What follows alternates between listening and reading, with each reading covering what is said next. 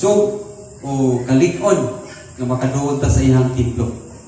So adto ta sa minsay karon in Psalms 119 verse 9 to 11. Magampo na ta.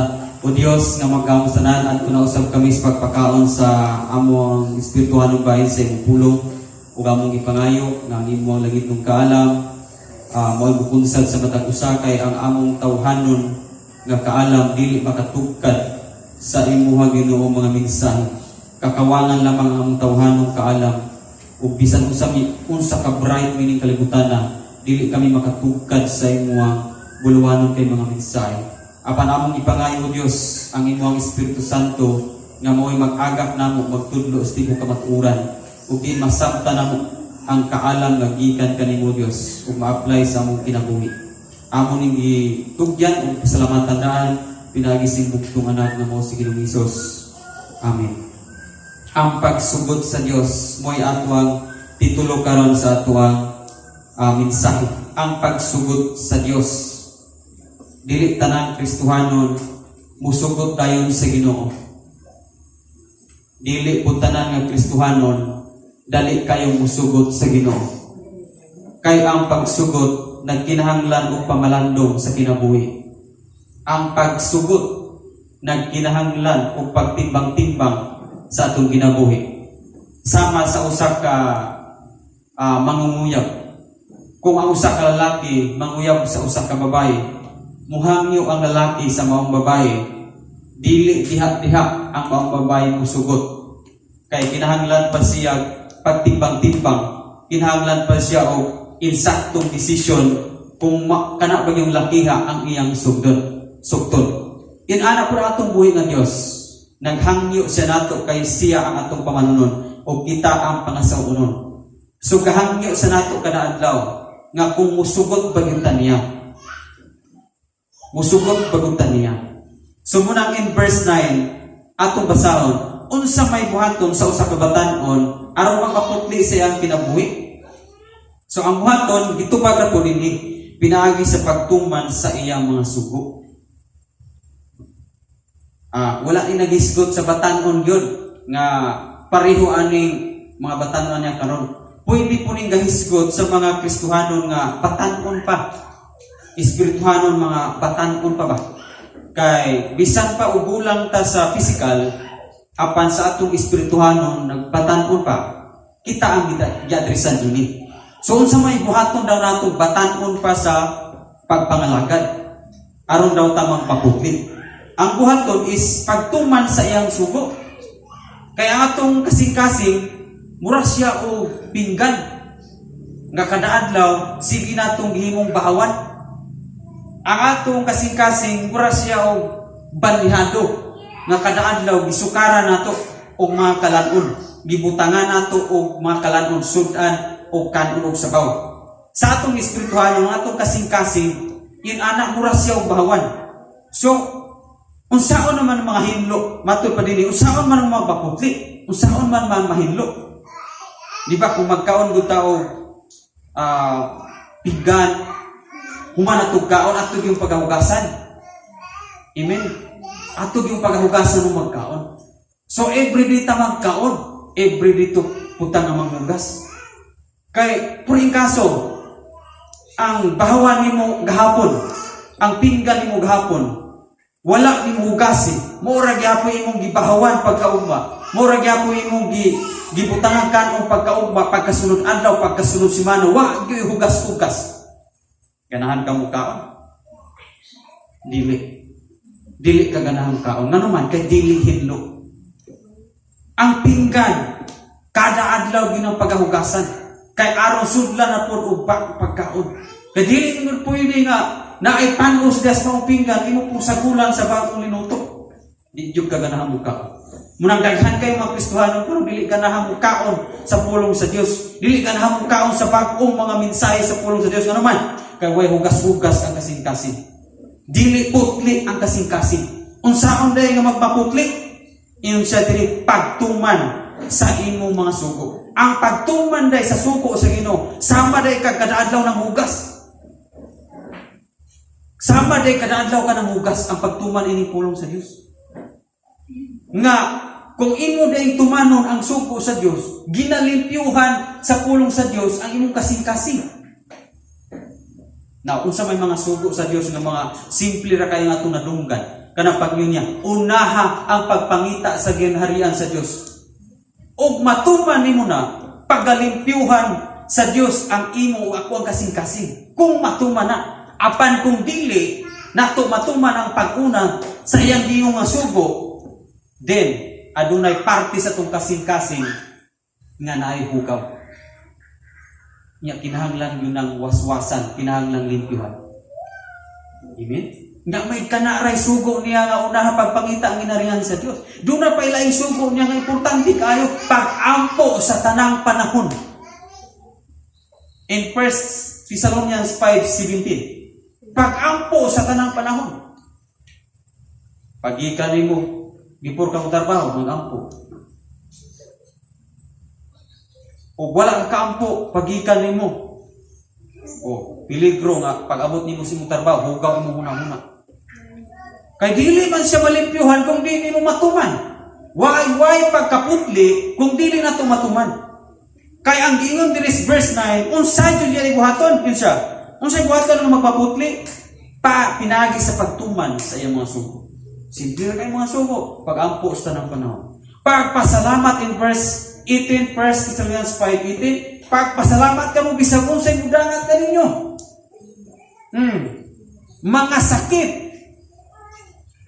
pasalamatan na to. Nga nainidangan. Mga disgrasya, di na to malikayan. Pasalamatan na to. Mga relasyon na bugto. Pag abot sa unahan, gibugto na itong tuyo sa Ginoo kay mo itong relasyon na nakapalayo ni mo sa Ginoo. O di angin pasalamatan. Amen? Angin pasalamatan. Muna nga, ang pagtuman, makapaputli. So kung watay tuman-tuman, hugaw ang ato ang kasing-kasing. Kung lisod kayo ang pagsugod sa Ginoo kung hugaw itong kasing-kasing.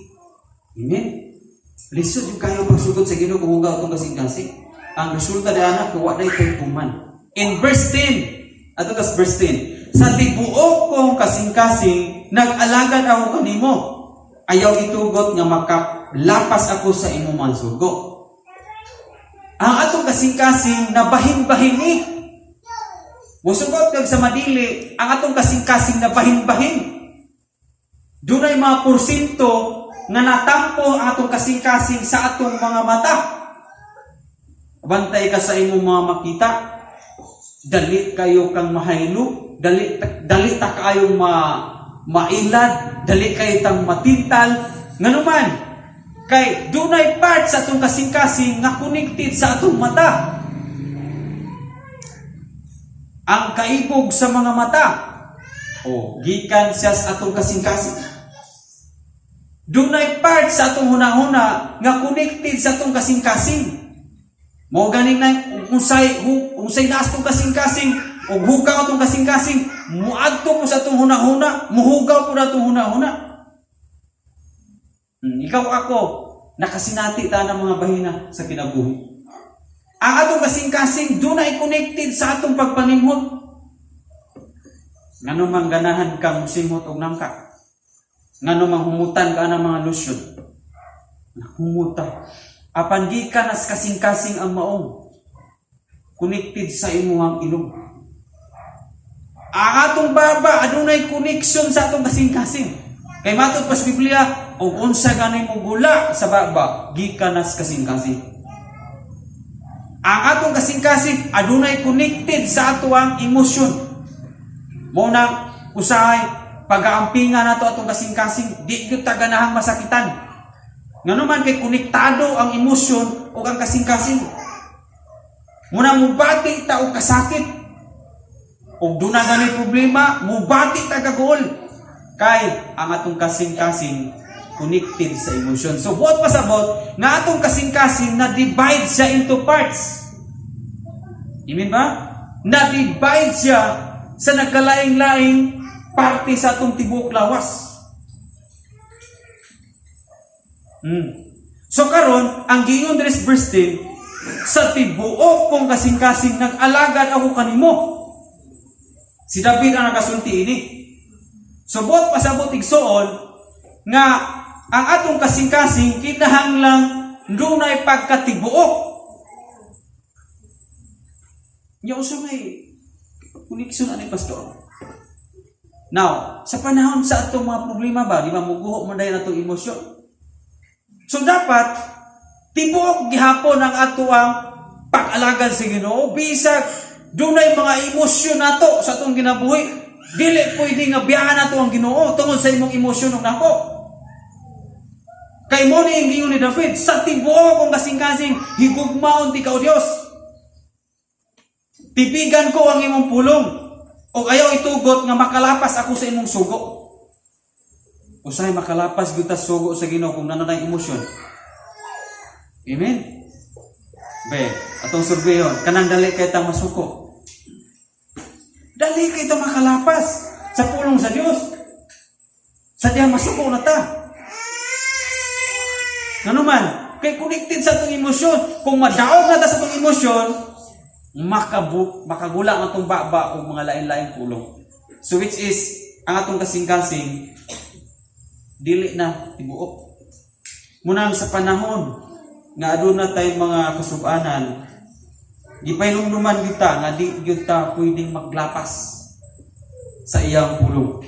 Muhigugmao na to, mag-alaga ta sa Ginoo, diya sa atuang kasing-kasing kinasing-kasing. Ang nabali man Unsaon yun sa ni pagbali sa agad sa kadaghanan. O posible nga kita nakasinati ani sa mga nangagi. Usahay kita ang nag-alagad sa atong kasing-kasing.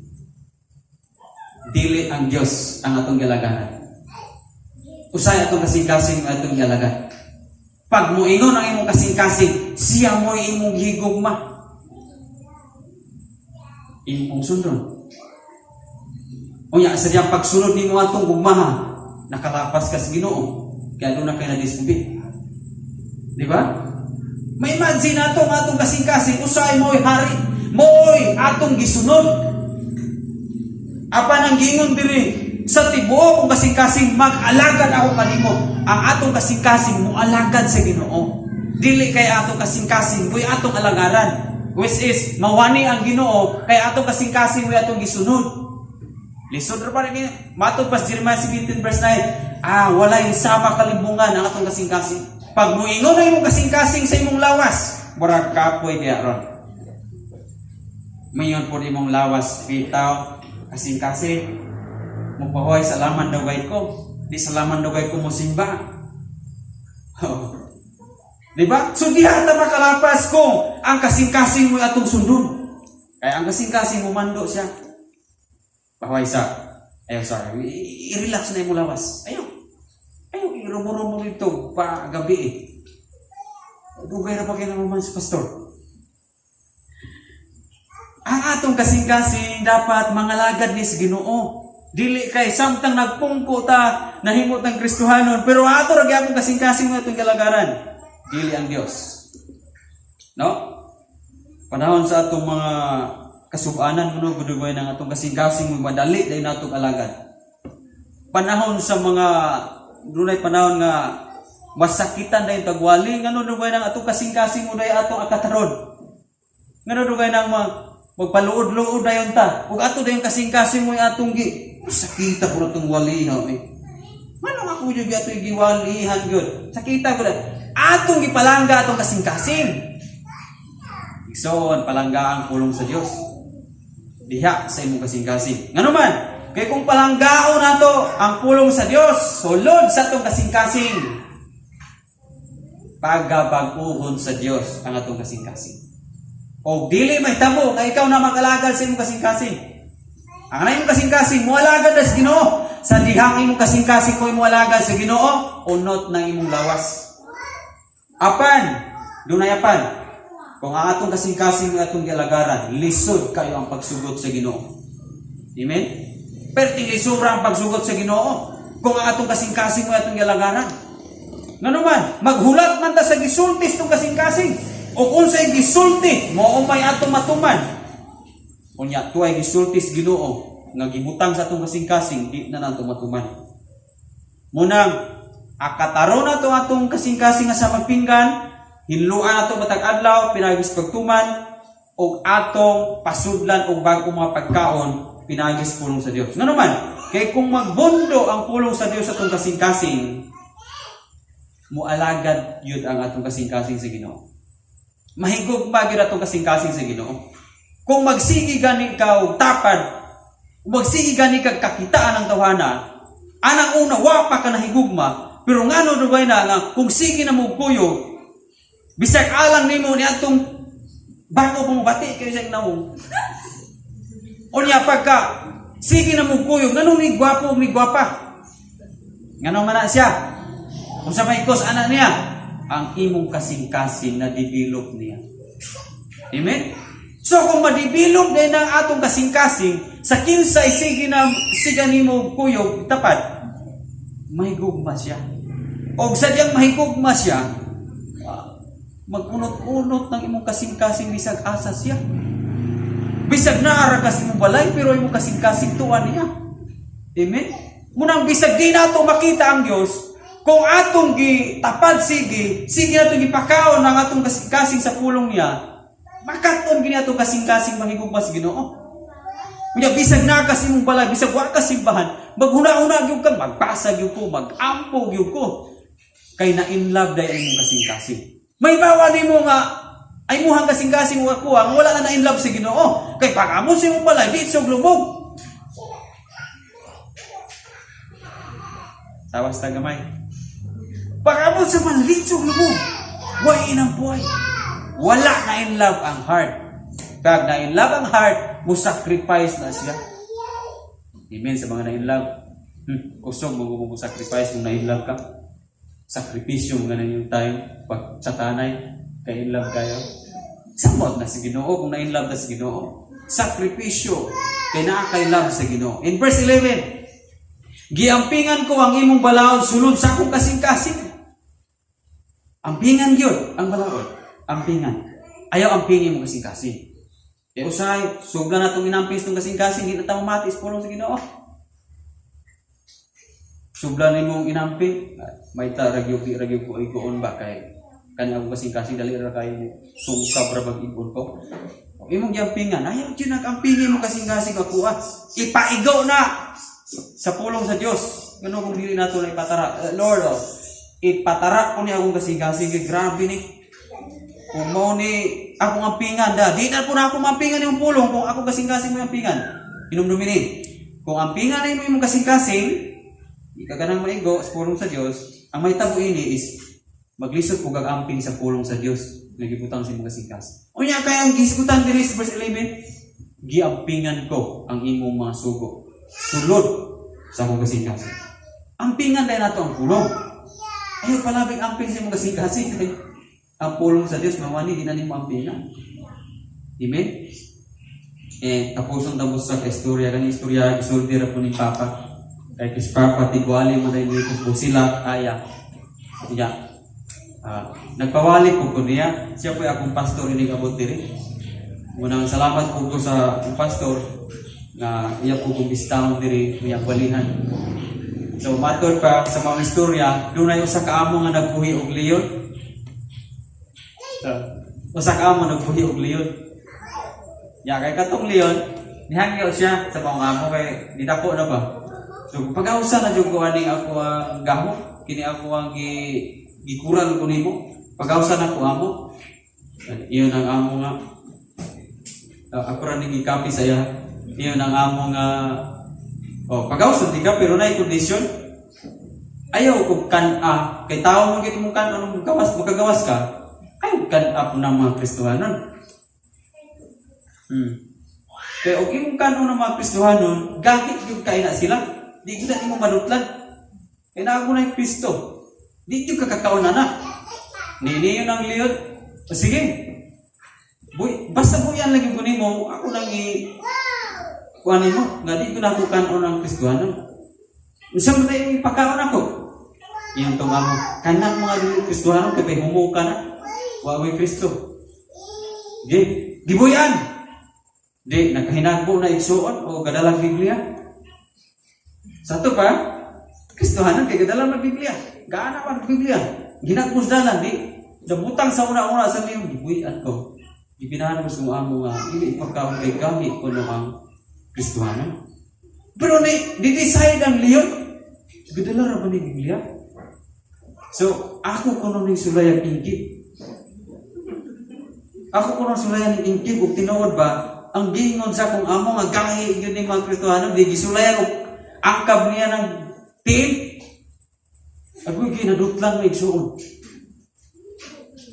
Dutlan man, di nakahuna-una ang Leon nga sato pa, dili ni sa tinuod nga Kristohanon.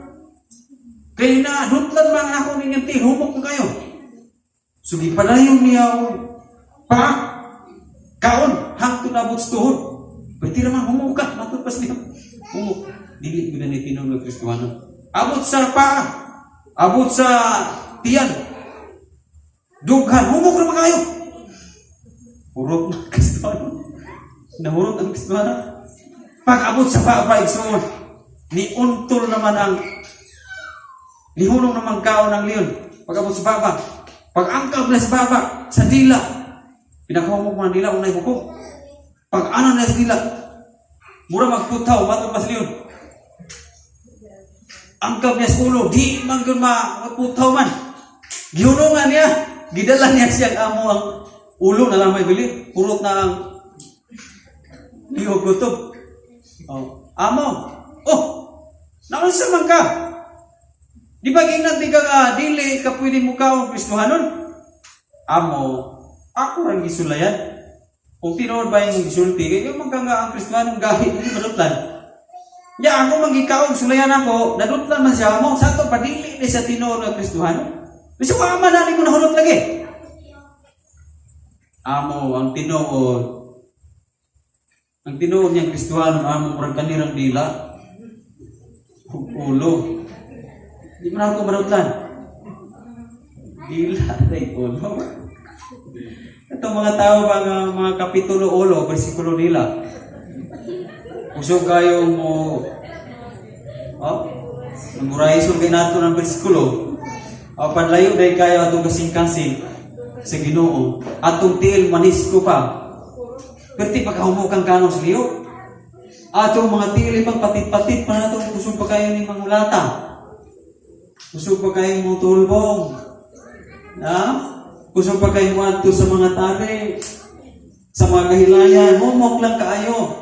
Hasta itong kasing-kasing mapilog kaon. Isa ng liyon diyan sa tanas. Muna nga, piling nyo pwede di ay nga Kristohanon ta nga sa pulong ra. Kung sa una-una. Dapat kaning instruction karon titigan nato ang pulong sa Dios itong kasing-kasing. Pero nga dili ta makaon. Gahi ta. Kaya bisan pa dahil magdala-dala ta o Biblia. Bisan pa dahil kadaan ta magsipit-sipit ang Biblia. Bisan manimahok pa dahil ng birok ang Biblia. Kanya, wala dahil dili dahil kinasing-kasing atong pagsimba. Dali kayo ta matuko. Kay Satanas sama sa liyon na nangita na yun. Tukbo na. So, God bless na si Pabili. Nagpainom doon natin pulong sa Diyos. Mag-ampit na sa itong pagpangalaga. God bless. Amen.